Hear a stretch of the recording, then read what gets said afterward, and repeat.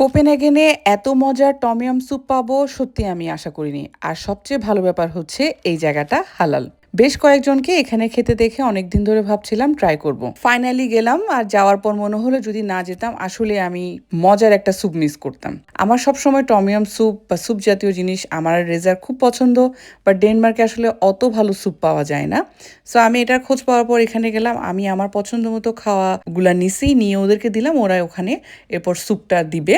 আপনারা থেকে ভিডিও শেষে দেখবেন আপনারা যে ওরা কীভাবে আমাদেরকে দিছে। আর আমি একটা অর্ডার করছি, মানে আমি একটা বাটি নিছি, কারণ একটা বাটিতে অনেক ছিল, যেটা আমাদের দুইজনের জন্য এনাফ ছিল। আর এটার সবচেয়ে বড় ব্যাপার হচ্ছে এখানে যে চিকেন বা ডার্ক বা যা পাওয়া যায় এগুলো সব হচ্ছে হালাল। স্যুপে যে সসটা ইউজ করব সেটা আমি আমার মতো করে নিছি।